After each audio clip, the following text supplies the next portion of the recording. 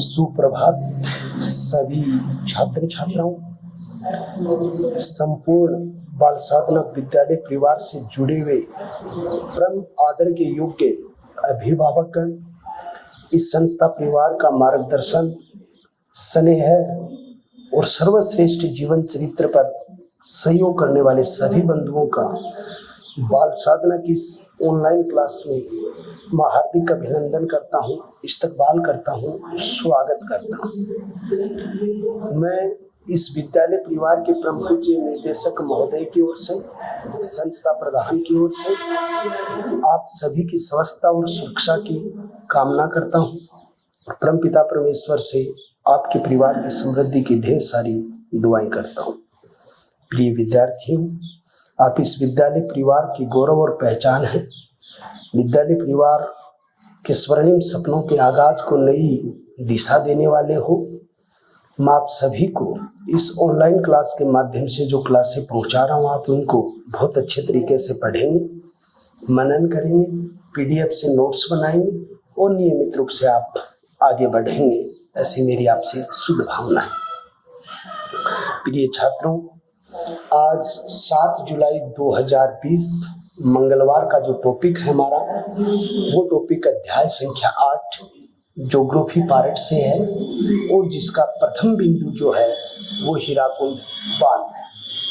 हीराकुंड बांध जो है, ये हीराकुंड बांध परियोजना किस नदी पर बनी हुई है? ये महानदी पर बनी हुई है। किस पर बनी हुई है? महानदी पर।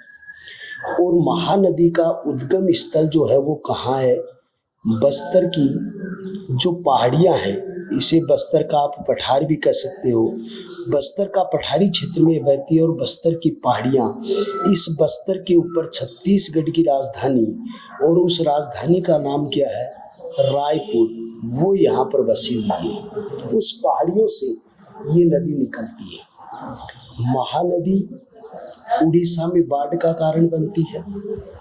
बाढ़ के साथ ये महाविध्वंस करती है और विध्वंस होने से यहाँ का आम जनजीवन प्रभावित होता है। आम जनजीवन प्रभावित होता है, तो यानी कहने का मतलब उड़ीसा के बाद में ये बाढ़ की स्थिति बनाती है, महाविध्वंस करती है, आम जनजीवन को अस्त व्यस्त कर देती है, प्रभावित करती है। इसलिए इस महानदी को उड़ीसा का शोक कहा जाता है, कष्ट कहा जाता है, इन नामों से इनको जाना जाता है। यहाँ पर उड़ीसा क्षेत्र के अंतर्गत एक जगह है जिसका नाम है संबलपुर, और संबलपुर नामक स्थान जो है से लेकर 14 किलोमीटर तक एक बांध का निर्माण हुआ है। उस बांध का नाम जो है, 14 किलोमीटर पहले जो निर्माण हुआ है, उस बांध का नाम है हीराकुंड बांध। यहाँ पर हीराकुंड नाम कैसे पड़ा? ये जगह का नाम है हीराकुंड, उसके नाम से इसका नाम हीराकुंड बांध रखा गया। हीराकुंड बांध की शुरुआत, बांध की शुरुआत जो है वो कब की गई? तो इसकी शुरुआत का जो कार्य हुआ वो 1948 में हुआ। ये बनकर तैयार कब हुआ? 1953 में हुआ, और 1957 में अपने वर्तमान स्वरूप में आके पेयजल, सिंचाई व्यवस्था और विद्युत क्षेत्र में कार्यरत हो गया था। अपने वर्तमान स्वरूप में जो परिणित हुआ था वो इस तरीके से हुआ था 1957 में। 68 करोड़ रुपए की इस बांध के निर्माण पर लागत आई थी। कितने करोड़ रुपए? 68 करोड़ रुपए की लागत इस बांध के निर्माण पर आई थी। विश्व का सबसे लंबा बांध है, विश्व का सबसे लंबा बांध है, सबसे लंबा बांध। ये जो बांध है ये 26 किलोमीटर क्षेत्र में तटबंध सहित। कितने किलोमीटर में? 26 किलोमीटर, लेकिन कुछ जगह इसको लिखा गया 25.8 किलोमीटर क्षेत्र जो है। ये एग्रीगेट आता है, ये कंपटीशन में बहुत बार आता है। तो 26 किलोमीटर तटबंध सहित है, और इसकी जो लंबाई है, इसका कार्य 2 चरणों में पूरा हुआ था। एक जो चरण था जिसके अंतर्गत टिक्करपाड़ा क्षेत्र तक इसका कार्य पूरा हुआ, एक नाराज या नागाज क्षेत्र था, उस नागाज क्षेत्र तक दूसरे चरण में पूरा हुआ था। ये 2 चरण थे। इस हीराकुंड बांध से 3 नहरें निकाली गई हैं। इससे क्या निकाली गई है? 3 प्रमुख जो है वो नहरें इस बांध से निकाली गई है, जिसमें पहली नहर जो है वो बोरगढ़ नहर है। कौन सी नहर है? बोरगढ़ नहर है। और ये नहर हीराकुंड बांध के किस ओर है? बाईं ओर है, दाहिनी ओर है, सॉरी दाहिनी ओर है। और 2 नहरें हैं वो बाईं ओर है, और बाईं ओर जो नहर है उसका नाम सेशन नहर है, संबलपुर नहर है। ये नहरें यानी कि इसके ऊपर बनी हुई है। हीराकुंड बांध के अंतर्गत 4 विद्युत गृह विकसित किए गए हैं। कितने विद्युत गृह? 4 विद्युत गृह विकसित किए गए हैं। इन 4 विद्युत गृहों में से 2 श्रेष्ठ विद्युत गृह है वो चपलिम्बा नामक स्थान पर है। कहाँ पर है? चपलिम्बा स्थान है, वहाँ पर 2 प्रतिष्ठित जो विद्युत गृह है। तो आपने भारत की चौथी बड़ी परियोजना पढ़ी, महानदी पर बना हुआ हीराकुंड बांध परियोजना। महानदी बस्तर की पहाड़ियां छत्तीसगढ़ से निकलती है। उड़ीसा में बाढ़ महाविध्वंस आम जीवन को प्रभावित करने के कारण इसे उड़ीसा का शोक कहते हैं। हीराकुंड बांध की शुरुआत 1948 में बनना शुरू हुआ, 53 में बना, वर्तमान स्वरूप 1957 में तैयार हुआ। 68 करोड़ रुपए की लागत इसके ऊपर आई थी। 2 स्थानों पर बना था, टिकरपाड़ा और नाराज 2 चरणों में बना था।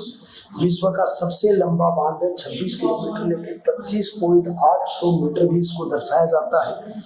इससे 3 नहरें निकाली गई हैं। बोरगढ़ नहर बाईं ओर है, दाहिनी ओर है, और जो यानी कि बाईं ओर 2 है, सोरसन क्षेत्र जो आपकी सेशन क्षेत्र है, संबलपुर क्षेत्र है, ये यहाँ से निकाली गई है। 4 इस नदी पर विद्युत गृह विकसित हुए। चिपलिम्बा नामक स्थान पर 2 श्रेष्ठ जो है वो बांध विकसित हुए हैं। ये आपके अध्ययन क्षेत्र का प्रथम रूप था। भारत की 4 श्रेष्ठ परियोजनाएं आपके सिलेबस में है। फिर आपका दूसरा टॉपिक होता है राजस्थान की प्रमुख परियोजनाएं, कि राजस्थान की कौन कौन सी परियोजनाएं हैं जो विकसित हुई हैं। तो राजस्थान की प्रमुख परियोजनाओं के अंतर्गत जो श्रेष्ठ परियोजना है वो चंबल परियोजना है। चंबल परियोजना में 2 राज्यों का हिस्सा है। एक चंबल परियोजना में मध्य प्रदेश का हिस्सा है और दूसरा राजस्थान का हिस्सा है।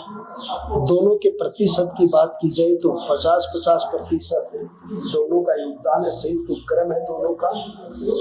दोनों राज्य समान रूप से सिंचाई और बिजली उपलब्ध करवाता है।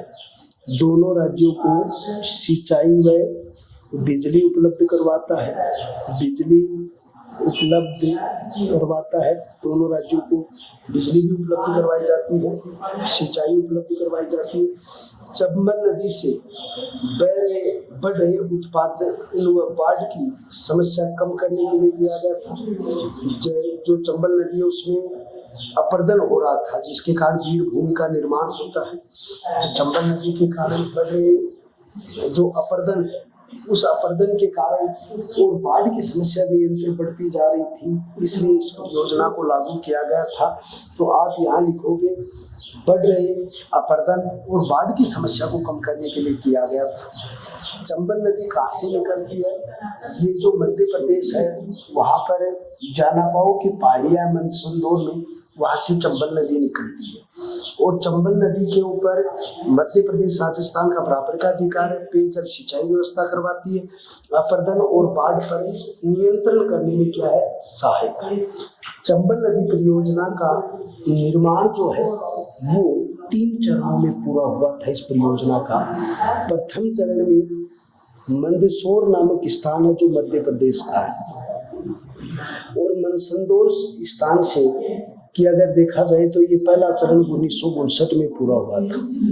और यहाँ पर एक बांध का निर्माण किया गया था, उसका नाम था गांधी सागर बांध, मध्य प्रदेश में मंदसौर में पहले चरण में 1959 में। और यहाँ पर उसकी विद्युत अक्षमता थी, वो विद्युत अक्षमता 115 मेगावाट थी, उसकी विद्युत अक्षमता थी। दूसरे चरण के अंतर्गत कोटा बैराज था, और कोटा बैराज है वो कोटा में बना था 1960 में राजस्थान के अंतर्गत। ये द्वितीय था। ये प्रथम चरण था, जिसमें पहले चरण में 2 का 115 मेगावाट बिजली पैदा होती थी। एक मंदसौर नामक के जो क्षेत्र है मध्य प्रदेश का, एक कोटा बैराज है कोटा का, ये दोनों जो स्थल स्थापित किए गए थे पहले चरण में। फिर द्वितीय चरण शुरू हुआ और द्वितीय चरण के अंतर्गत राणा प्रताप सागर बांध, तो राणा प्रताप सागर राउत भाटा के नजदीक है। और राउत भाटा क्षेत्र कहाँ पर है भाई? चित्तौड़गढ़ क्षेत्र के अंतर्गत है। इसकी विद्युत अक्षमता 172 मेगावाट थी। ये दूसरे चरण में हुआ था। फिर तृतीय चरण क्षेत्र के अंतर्गत जवाहर सागर बांध था और ये कहाँ पर था? बोरावास कोटा के अंतर्गत है। बोरावास कोटा में है। विद्युत अक्षमता 99 मेगावाट थी। तो ये 3 बांध यानी आपकी चंबल नदी जो है उस चंबल नदी के ऊपर स्थापित हुई है। ये भारतवर्ष की नहीं बल्कि विश्व की पहली नदी है जिस पर 100 किलोमीटर के दायरे में 3 बांध बने हुए हैं। यानी अगर ये विश्व की पहली नदी है जहाँ पर 100 किलोमीटर के दायरे में 3 बांध बने हुए। कितने बांध बने हुए? 3 बांध बने हुए। तो राजस्थान की दूसरी परियोजना है जिसमें राजस्थान का हिस्सा है चंबल परियोजना। मध्य प्रदेश राजस्थान का 50-50% योगदान है। दोनों के लिए सिंचाई और बिजली उपलब्ध करवाती है संयुक्त रूप से। मनसंदौर एमपी में इसके पहले चरण में गांधी सागर बांध बना, विद्युत अक्षमता 115 मेगावाट।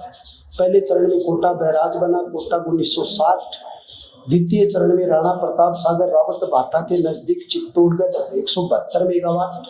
और तृतीय चरण में जवाहर सागर बांध बना था और ये आपका कोटा में बना था जवाहर सागर, जिसमें 99 मेगावाट बिजली पैदा होती है। और ये विश्व के पहले ऐसे 3 बांध है जो 100 किलोमीटर के दायरे में बने गए हैं। आज ये संयुक्त रूप से राजस्थान की बड़ी परियोजनाओं के अंतर्गत क्या होती है? शामिल होती है। ये पहले चरण के रूप में ये आपके सामने आते हैं। दूसरी बात आती है तो राजस्थान का एक सर्वश्रेष्ठ क्षेत्र है और राजस्थान के उस सर्वश्रेष्ठ क्षेत्र का नाम है इंदिरा गांधी नहर परियोजना। यानी इसके अंतर्गत जो चीज आती है वो कहती है इंदिरा गांधी नहर परियोजना। इंदिरा गांधी नहर परियोजना कहाँ से है, कहाँ तक है, किस प्रकार विकसित हुई है? इसका प्रथम रूप किसने प्रस्तुत किया था? तो प्रथम बार स्वरूप तैयार किया। वो स्वरूप किसने किया था? सिंचाई अभियंता कंवर सेन ने। सिंचाई अभियंता कंवर सेन ने इसको तैयार किया था और उसने जो प्रारूप तैयार किया उस प्रारूप का नाम क्या दिया? प्रारूप को नाम दिया था, वो प्रारूप को क्या नाम दिया था? बीकानेर में पानी की आवश्यकता। प्रारूप को नाम दिया बीकानेर में पानी की आवश्यकता। बीकानेर में पानी की आवश्यकता, ये नाम दिया था प्रारूप को। तो प्रथम बार स्वरूप तैयार किया था सिंचाई अभियंता कंवर सेन ने। कंवर सेन वैसे कहाँ के रहने वाले थे?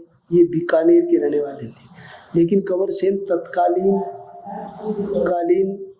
पंजाब के गवर्नर थे।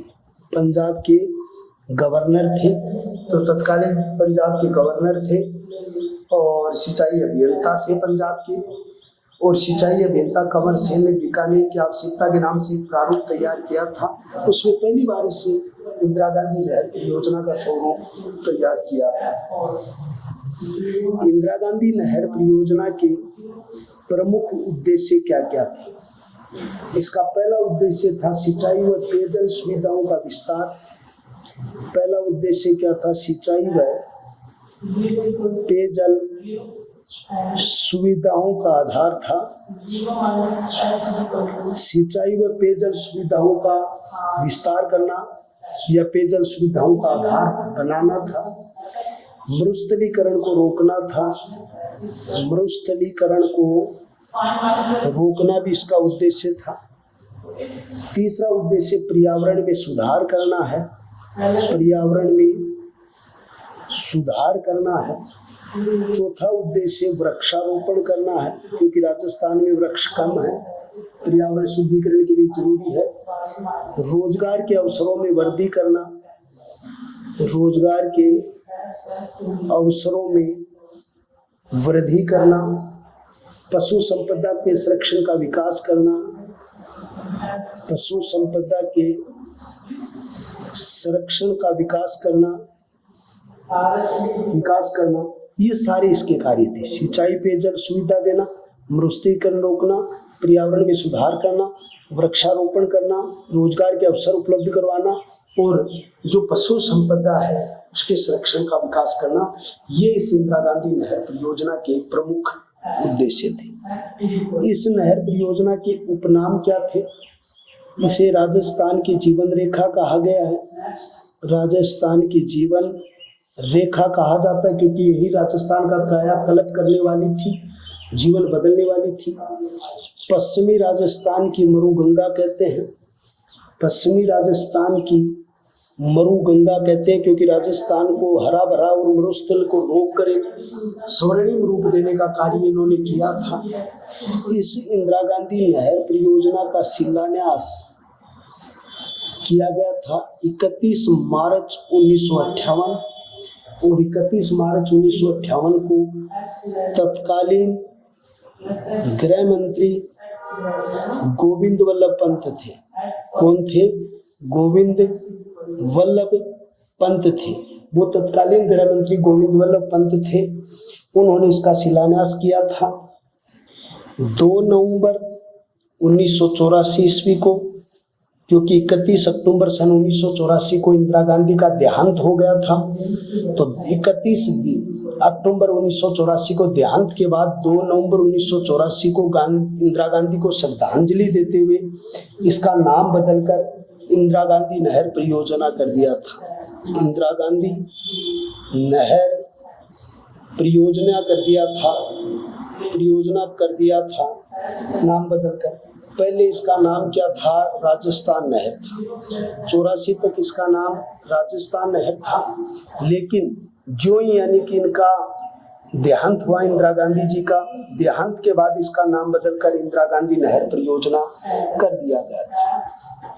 इंदिरा गांधी नहर परियोजना का जो उद्गम है वो उद्गम पंजाब के फिरोजपुर स्थान से एक नदी है सतलज।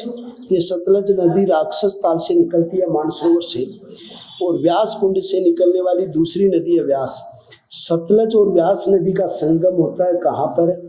हरि के बेराज पर। कहाँ संगम होता है? हरि के बेराज पर संगम होता है। वहां से इसका उद्गम होता है, शुरुआत होती है। इस नहर की लंबाई 649 है, जिसमें से 204 तो है फीडर और मुख्य लंबाई जो है वो है 445। कुल लंबाई होगी 649, जो क्षेत्र है वो शामिल होगी। अगर फीडर की बात की जाए तो 170 किलोमीटर जो फीडर है वो फीडर तो कहाँ? पंजाब व हरियाणा क्षेत्र में है जो इसका फीडर है। और अगर राजस्थान की बात की जाए तो 34 राजस्थान के अंतर्गत इस फीडर की लंबाई है। और एक बात कही जाए कि इस इंदिरा गांधी नहर परियोजना में पहली बार पानी कब आया? तो 11 अक्टूबर 1961। कौन सी वितरिका में आया था? नौरंगदेश्वर वितरिका में इसमें पहली बार पानी आया था। और नौरंगदेश्वर वितरिका का उद्घाटन किसने किया था? तत्कालीन उपराष्ट्रपति थे, और तत्कालीन उपराष्ट्रपति का नाम था सर्वपल्ली डॉक्टर राधाकृष्णन। तो यानी सर्वपल्ली डॉक्टर राधाकृष्णन थे, उन्होंने इसका उद्घाटन किया था। इंदिरा गांधी नहर परियोजना का यह उनके द्वारा उद्घाटन किया गया था। दूसरी बात, मुख्य नहर का अंतिम छोर, यानी जो मुख्य नहर है उस मुख्य नहर का अंतिम छोर क्या था? तो मुख्य नहर का अंतिम छोर मोहनगढ़ था। अंतिम छोर जो था वो मोहनगढ़ जैसलमेर, जो एक मोहनगढ़ क्षेत्र है जैसलमेर में, वहां तक इसका अंतिम छोर था 1 जनवरी 1987 तक। 1 जनवरी 1987 तक ये पूरा था, लेकिन 1 जनवरी 1987 के बाद अब इसका अंतिम छोर गडरा रोड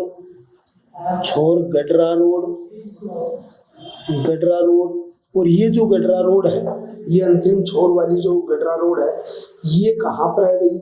ये जो गडरा रोड क्षेत्र है, ये वर्तमान समय के अंतर्गत बाड़मेर क्षेत्र के जो गडरा रोड है, वहां तक ये विकसित हो रहा है। प्रथम चरण के अंतर्गत इसका निर्माण जो हुआ था आरंभ से मसीतावली तक। मसीतावली प्रथम चरण में जहाँ हरि के बेराज से मसीतावली तक, और दूसरे में हुआ था मसीतावली से जो क्षेत्र से मोहनगढ़ तक इसका निर्माण हुआ था, और अब गडरा रोड तक ये विकसित हो रही है। राजस्थान के 9 जिले इसके अंतर्गत सिंचित हो रहे हैं, तो 9 जिले इसके सिंचित हो रहे हैं, 29 कस्बे भी सिंचित हो रहे हैं।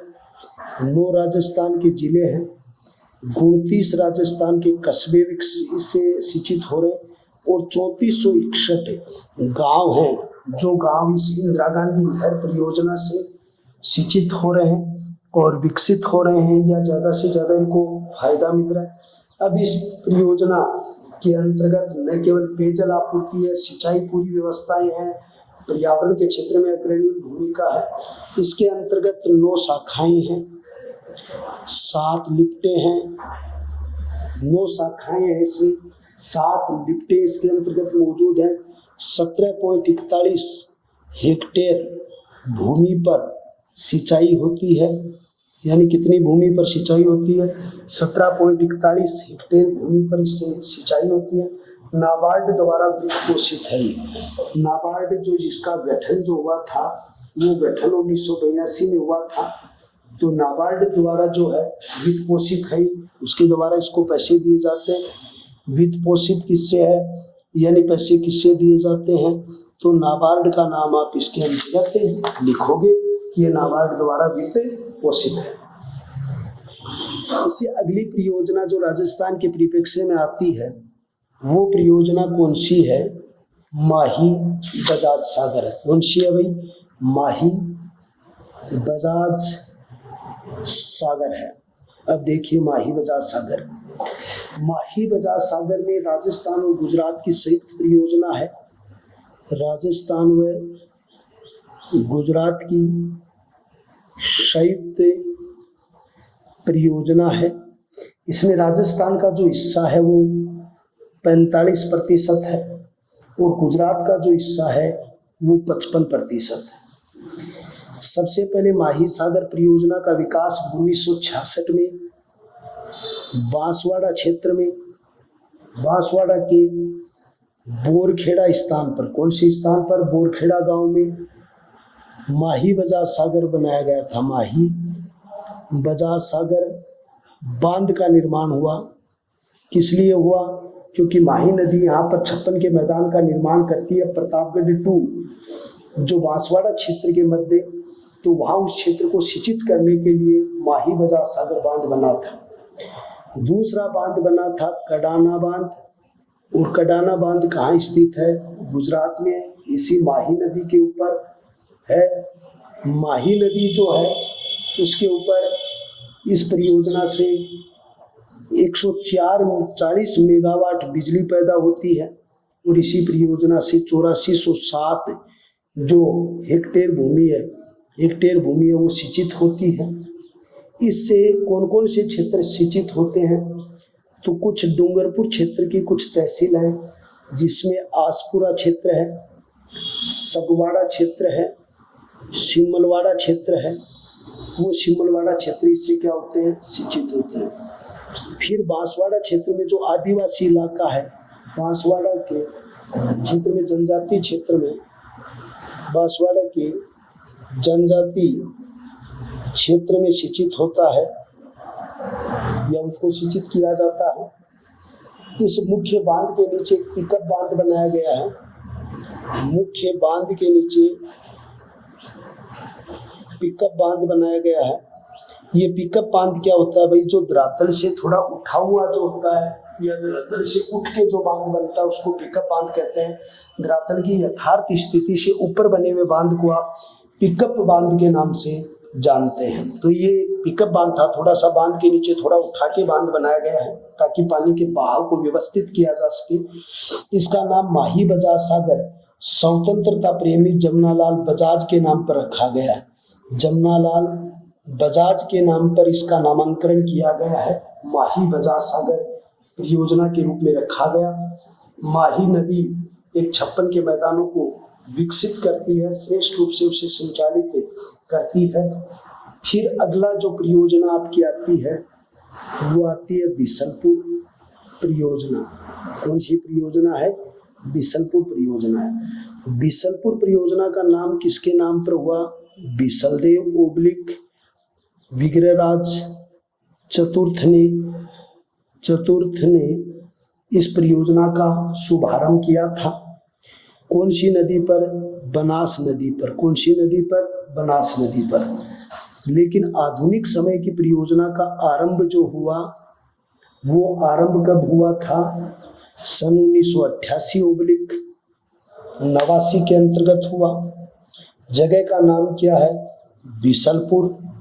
तहसील का नाम क्या है? टोडा रायसिंह। तहसील का नाम है वो टोडा रायसिंह है। लंबाई कितनी है? 574 मीटर है और ऊंचाई कितनी है? 39.5 मीटर है। 2 नहरें निकाली गई हैं। जो दाईं ओर नहर है वो 51.64 बाईं नहर की लंबाई है, दाहिनी नहर की लंबाई है। बाईं नहर की लंबाई 18.65 मीटर है। ये 2 नहरें इससे निकाली गई हैं। राजस्थान के जयपुर, अजमेर, केकड़ी, नशीराबाद, सरवाड़ा, ब्यावर, किशनगढ़ क्षेत्रों को पेयजल आपूर्ति इसके द्वारा की जाती है।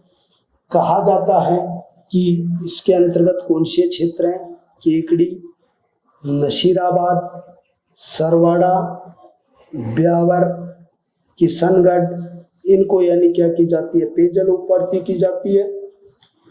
ये बांध जो है इसकी बांध की भार क्षमता कितनी है?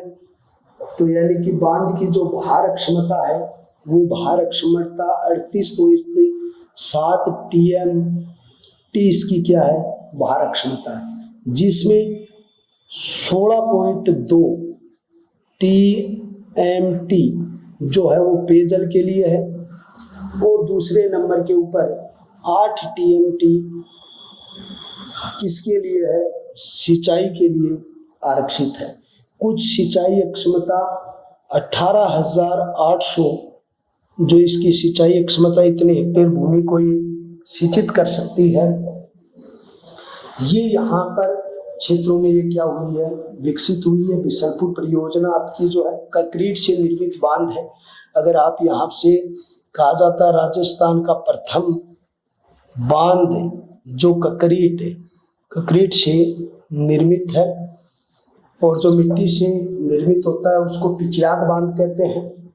राजस्थान की अन्य परियोजनाओं में एक श्रेष्ठ परियोजना है और उस परियोजना का नाम है जाखम परियोजना। जाखम परियोजना कहाँ पर है? प्रतापगढ़ के अनूपपुरा